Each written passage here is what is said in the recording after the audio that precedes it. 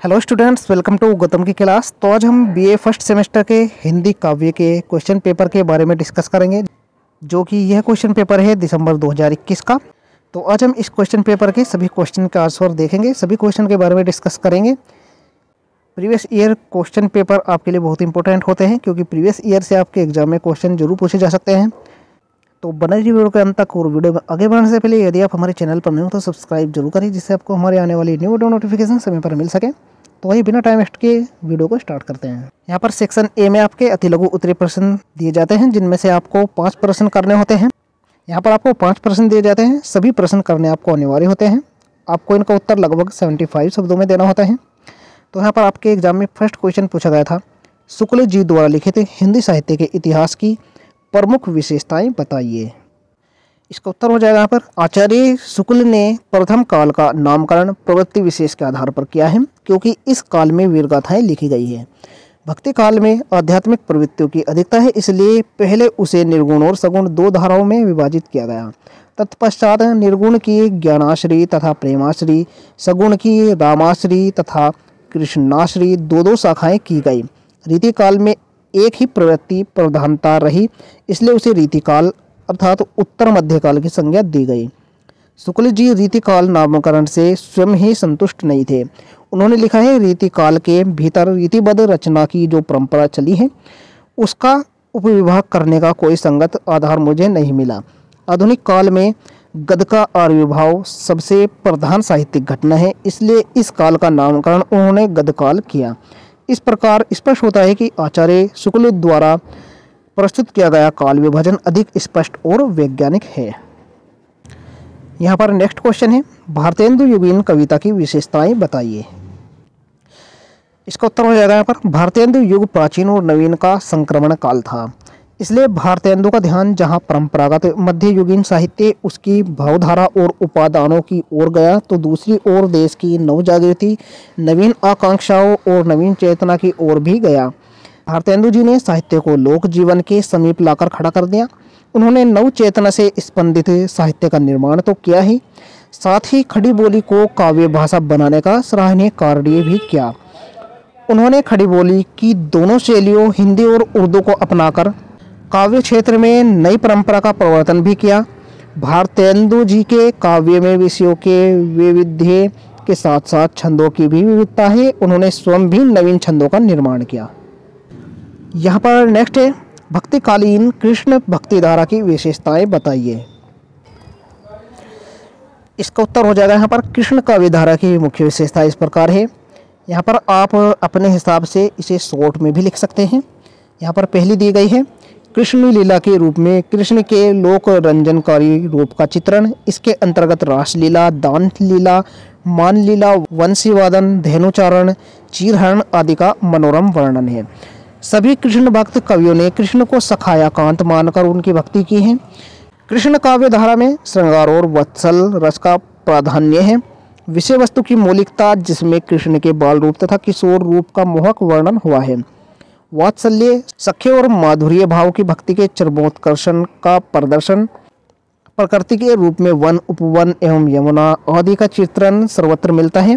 भ्रमर गीत परंपरा का आरंभ, इसमें विरह व्यथिता गोपियों ने भोरे को आधार बनाकर उद्धव के सम्मुख अपने हृदय भावों की अभिव्यक्ति की है। मुक्तक एवं प्रबंध रूपों में काव्य की रचना और गीति शैली की प्रचुरता, इसमें संक्षिप्तता, संगीतात्मकता, वाग्वेदज्ञता के गुण विद्यमान हैं। छंदों के रूप में पद की प्रमुखता, इसके अलावा चौपाई, चौबोला, सार, सरसी, रोला, सवैया, कवित्त, छप्पे, कुंडलिया, गीतिका तथा हरिगीति का छंदों का प्रयोग हुआ है। इसके बाद नेक्स्ट यहाँ पर, रीतिमुक्त कविता में घनानंद का महत्व स्पष्ट कीजिए। आपके एग्जाम में इस प्रकार से भी ये क्वेश्चन देखने को मिल सकता है, रीतिमुक्त कविता में घनानंद का महत्व स्पष्ट कीजिए, या रीतिकालीन कवि घनानंद पर एक संक्षिप्त टिप्पणी लिखिए। इसका उत्तर आपको इस प्रकार से देना है। इस प्रकार घनानंद के काव्य का अनुशीलन करने के पश्चात उनके काव्य में विद्यमान भावपक्ष और कलापक्ष संबंधी अनेक विशेषताओं की ओर संकेत किया जा सकता है। ये वही विशेषताएं हैं जो रीतिमुक्त काव्य में व्याप्त हो गई है। डॉक्टर द्वारिका प्रसाद सक्सेना के शब्दों में कह सकते हैं, घनानंद का काव्य प्रेम की गूढ़ता से भरा हुआ है, तृप्ति की गहनता से भरा हुआ है, अंतर्द्वंद्व की अलौकिकता से भरा हुआ है, वेदना की अक्षयता से भरा हुआ है और तीव्रानुभूति की अखंडता से भरा हुआ है। इतना ही नहीं, घनानंद की जितनी तीव्र एवं गहन अनुभूति है उतनी ही उनकी उत्कृष्ट एवं समृद्ध अभिव्यक्ति भी है, क्योंकि घनानंद का सा उक्ति वैचित्र्य अन्यत्र देखने को नहीं मिलता। उनका सा शब्द वैचित्र्य किसी भी अन्य प्रेमी कवि में नहीं है। उनकी सी लाक्षणिकता अन्यत्र नहीं दिखाई देती। निसंदेह वे जितने प्रेम के धनी थे उतने ही भाषा के भी धनी थे और उतने ही अभिव्यंजना के धनी भी थे। इस प्रकार हिंदी काव्य की स्वच्छंद प्रेमधारा में घनानंद का शीर्षस्थ स्थान है। इसके बाद यहाँ पर नेक्स्ट क्वेश्चन है, अज्ञेय को प्रयोगवाद का प्रवर्तक कहा जाता है, स्पष्ट कीजिए। इसका उत्तर हो जाएगा हमारा छायावादोत्तर काल में प्रगतिवाद के समानांतर हिंदी कविता में व्यक्तिवाद की परिणति स्वार्थ प्रेरित असामाजिक और असंतुलित मनोवृत्ति के रूप में हुई। इसी को प्रयोगवाद, प्रतीकवाद या नई कविता कहा गया। प्रयोगवाद के प्रवर्तक अज्ञेय जी ने कहा है कि प्रयोगवादी कविता में नए तथ्यों या नई यथार्थताओं का जीवित बोध भी है। इन सत्यों के साथ नए रागात्मक संबंध भी है और उनको पाठकों तक पहुंचाने वाली साधारणीकरण की शक्ति है। इसके बाद यहाँ पर आपका खंड बे आ जाता है जिसमें लघु उत्तरीय प्रश्न पूछे जाते हैं। इसमें आपको 3 प्रश्न दिए जाते हैं जिनमें से आपको 2 का ही उत्तर देना होता है। यहाँ पर क्वेश्चन नंबर 6 दिया गया है। यहाँ पर आपको कुछ पंक्तियाँ दी गई हैं, इनका आपको संदर्भ प्रसंग सहित व्याख्या करनी है। यह तन जालो मसी करो, और यहाँ पर अंतिम पंक्तियाँ हैं के साई के चित्त। तो हम यहाँ पर इन 4 पंक्तियों को 2-2 करके अलग अलग से इनकी संदर्भ प्रसंग और व्याख्या देखेंगे। आप इन्हें एक साथ जोड़कर भी लिख सकते हैं। तो यहाँ पर ये पंक्तियाँ दी गई हैं, इनका आपको संदर्भ इस प्रकार से लिखना है कि स्वभाव से अक्खड़ और फक्खड़, व्यवहार से संत और वाणी से सत्य एवं स्पष्ट वक्ता, महान संत कबीरदास के स्वानुभव की प्रत्यक्ष साक्षी रही, साखियों से प्रस्तुत साखी उद्धृत है। यानी यह कबीरदास जी द्वारा लिखी गई है और साखी से ये ली गई है।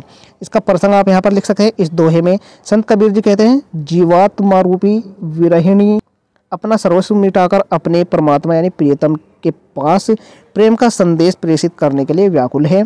इसकी व्याख्या यहाँ पर आप पढ़ सकते हैं। परमात्मा के विरह में व्याकुल जीवात्मा कहती है कि मैं अपने इस शरीर को जलाकर उसकी स्याही बनाऊंगी, इसके बाद अपनी हड्डियों की लेखनी बनाकर उस स्याही से राम का नाम लिखकर प्रियतम राम के पास बार बार भेजती रहूंगी, जिससे वे मुझे विरहिणी की विरह दशा और पीड़ा को समझ सकें। इसके बाद सबरंग तंत्र और यहाँ पर के साई के चित्त, इसका संदर्भ आपको लिखना है।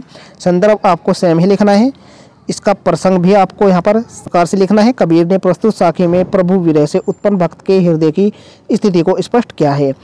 इसकी व्याख्या आपको लिखनी है। कबीरदास जी कहते हैं कि प्रभु विरही भक्त के शरीर की सारी नाड़ियाँ ताँत के समान हो जाती है और उसका शरीर रबाब यानी सितार के समान हो जाता है।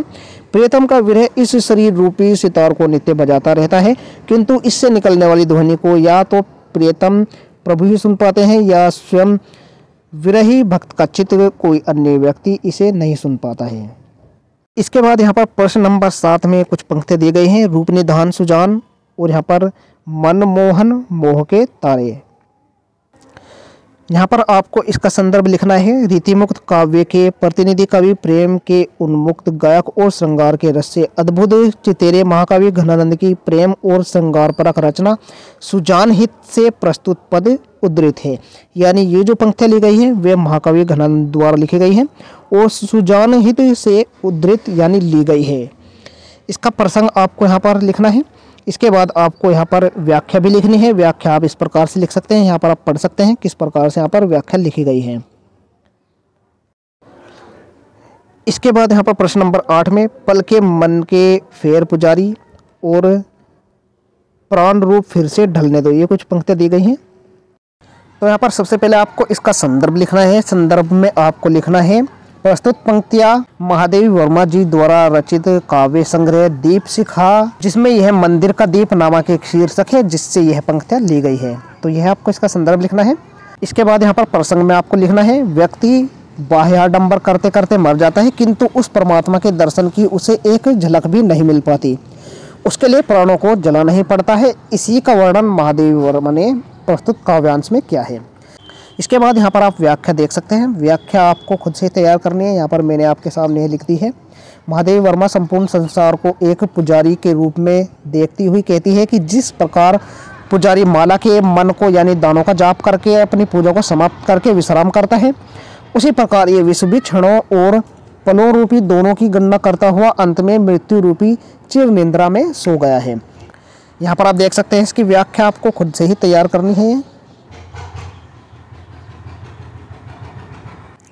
इसके बाद यहाँ पर आपका खंड से आ जाता है, जिसमें विस्तृत उत्तरीय प्रश्न आपके एग्जाम में पूछे जाते हैं। इसमें आपको 5 प्रश्न दिए जाते हैं, जिसमें 3 प्रश्न करने अनिवार्य होते हैं। प्रत्येक प्रश्न 15 अंक का होता है। यहाँ पर प्रश्न नंबर 9 आपका एग्जाम में पूछा गया था, विद्यापति की पदावली के भाव एवं कला पक्ष पर प्रकाश डालिए। विस्तृत उत्तरीय प्रश्न आपको खुद से तैयार करने हैं, क्योंकि इन्हें बताने में काफ़ी ज़्यादा टाइम वेस्ट हो जाता है। इसके बाद प्रश्न नंबर 10 आपका पूछा गया था, भक्ति काल हिंदी साहित्य का स्वर्ण युग था, इस कथन की समीक्षा कीजिए। इसके बाद यहाँ पर प्रश्न नंबर 11 आपके एग्जाम में पूछा गया था, निराला के काव्य की प्रगतिवादी चेतना पर विस्तृत निबंध लिखिए। इसके बाद रीतिकालीन कवियों में बिहारी का स्थान सर्वोपरि है, इस कथन की सोदाहरण समीक्षा कीजिए। प्रश्न नंबर 13 आपका पूछा गया था, धर्मवीर भारती की काव्यगत विशेषताएं बताइए। तो यह आपका 2021 का क्वेश्चन पेपर था। आप देख सकते हैं किस प्रकार से आपके एग्जाम में क्वेश्चन पूछे गए हैं। आपको हमारे चैनल पर सभी क्वेश्चन पेपर की वीडियो मिल जाएगी, आप हमारी प्लेलिस्ट में जाकर देख सकते हैं। आशा करता हूं आपको यह वीडियो हेल्पफुल लगी होगी। वीडियो पसंद आई तो लाइक जरूर करें, चैनल पर नए हो तो सब्सक्राइब जरूर करें, जिससे आपको हमारी आने वाली न्यू नोटिफिकेशन समय पर मिल सके। मिलते हैं ऐसी न्यू वीडियो के साथ, तब तक के लिए बाय बाय, टेक केयर।